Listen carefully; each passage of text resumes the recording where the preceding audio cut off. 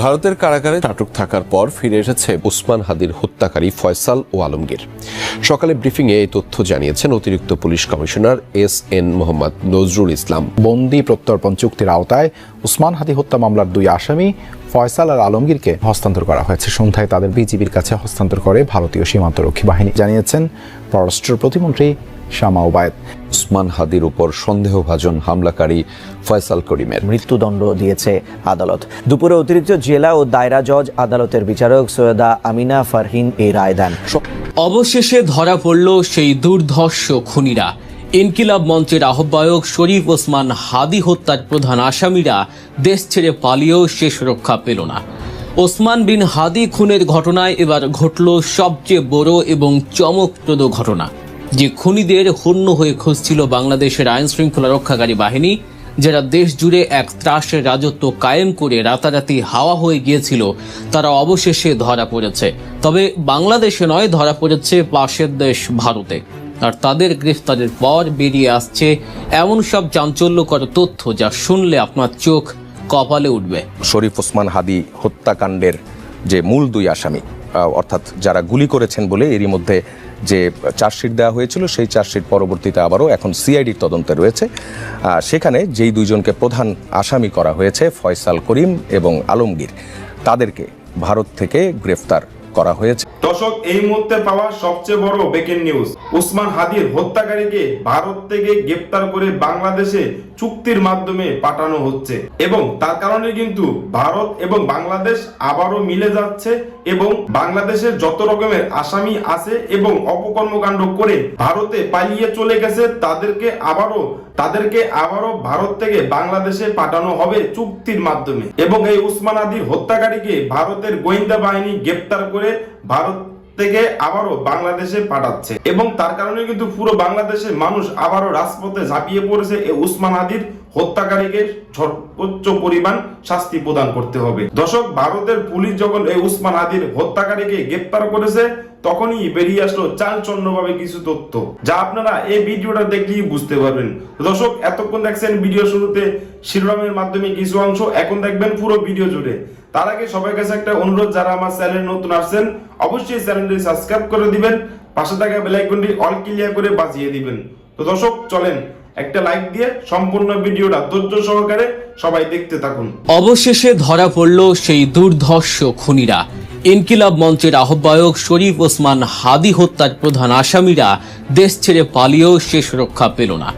ওসমান বিন হাদি খুনের ঘটনায় এবার ঘটল সবচেয়ে বড় এবং চমকপ্রদ ঘটনা, যে খুনিদের হন্য হয়ে খুঁজছিল বাংলাদেশের আইন শৃঙ্খলা রক্ষাকারী বাহিনী, যারা দেশ জুড়ে এক ত্রাসের রাজত্ব কায়েম করে রাতারাতি হাওয়া হয়ে গিয়েছিল, তারা অবশেষে ধরা পড়েছে। তবে বাংলাদেশে নয়, ধরা পড়েছে পাশের দেশ ভারতে। আর তাদের গ্রেফতারের পর বেরিয়ে আসছে এমন সব চাঞ্চল্যকর তথ্য যা শুনলে আপনার চোখ কপালে উঠবে।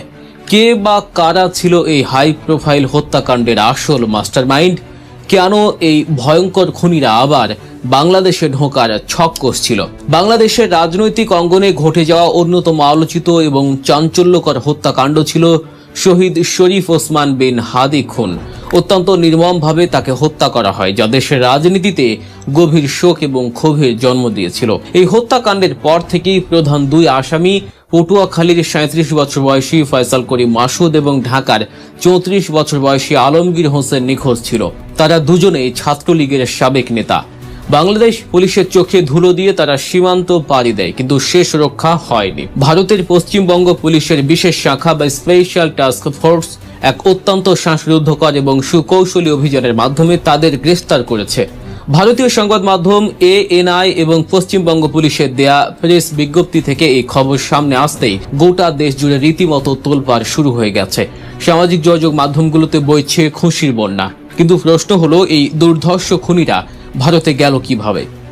STF দেয়া তথ্য অনুযায়ী খুনের পর এই অপরাধীরা মেঘালয় সীমান্ত ব্যবহার করে অত্যন্ত সুকৌশলে অবৈধভাবে ভারতে প্রবেশ করেছিল। ভারতের মেঘালয়ের পাহাড়ি এবং দুর্গম এলাকা ব্যবহার করে তারা মূলত আইন শৃঙ্খলা রক্ষাকারী বাহিনীর নজরদারি এড়াতে সক্ষম হয়। ভারতে প্রবেশের পর তারা এক জায়গায় স্থির থাকেনি। নিজেদের আসল পরিচয় গোপন করে, আত্মগোপন করে, বারবার স্থান পরিবর্তন করে তারা ভারতের বিভিন্ন জায়গায় ঘুরে বেরিয়েছে। কিন্তু অপরাধী যতই চালাক হোক না কেন আইনের হাত থেকে চিরকাল লুকিয়ে থাকা সম্ভব নয়। এসটিএফ এর কাছে একটি অত্যন্ত গোপন এবং বিশ্বাসযোগ্য তথ্য আসে যে বাংলাদেশে চাঁদাবাজি ও খুনের মতো গুরুতর অপরাধ সংগঠিত করে দুই পলাতক আসামি পশ্চিমবঙ্গ রাজ্যের বনগাঁ সীমান্ত এলাকায় অবস্থান করছে।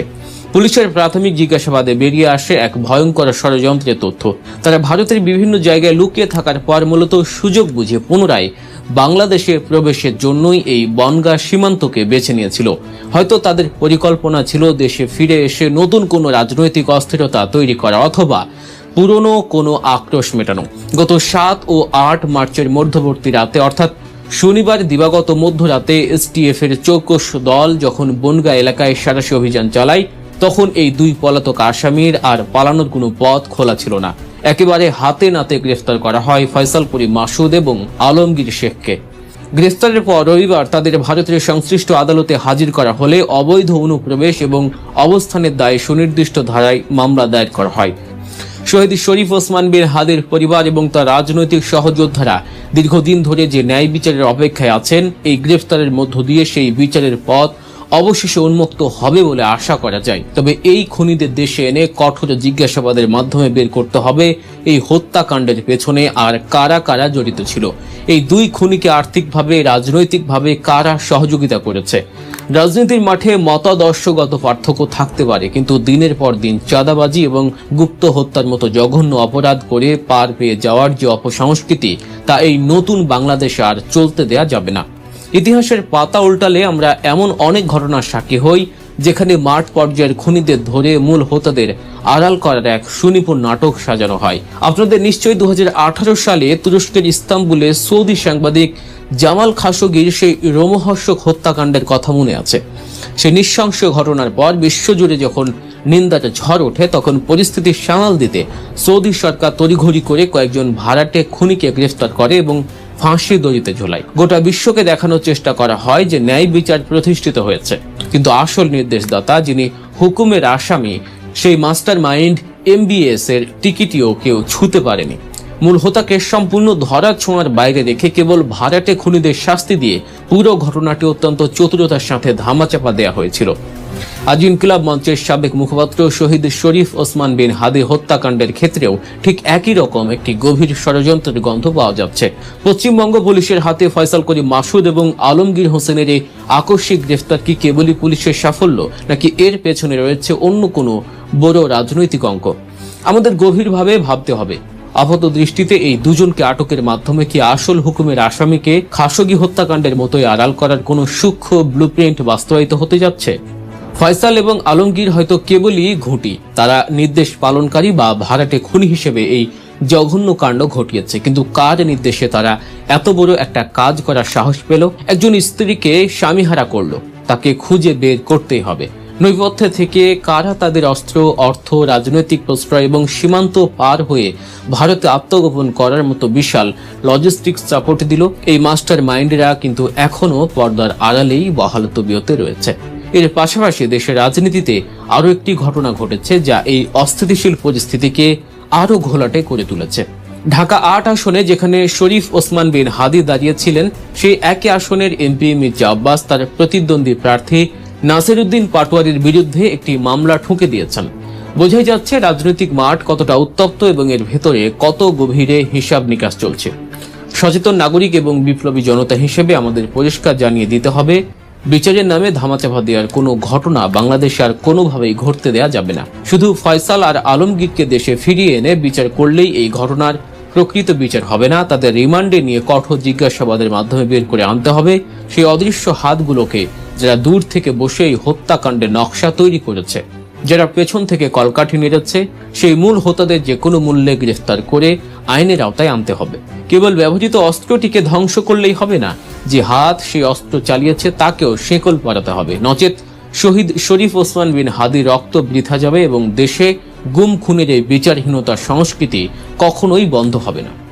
কনসুলার অ্যাক্সেস পেলে বাংলাদেশ তদন্ত কর্মকর্তা পাঠাবে কলকাতায়। তারপর জিজ্ঞাসাবাদ শেষে বন্দি প্রত্যর্পণ চুক্তির আওতায় ওসমান হাদি হত্যা মামলার 2 আসামি ফয়সাল আর আলমগীরকে ফেরানোর চেষ্টা করা হবে বলে জানিয়েছেন পররাষ্ট্র প্রতিমন্ত্রী শামা ওবায়েদ। আর স্বরাষ্ট্রমন্ত্রী সালাউদ্দিন আহমদ বলেছেন, দ্রুতই তাদের দেশে ফিরিয়ে এনে বিচারের মুখে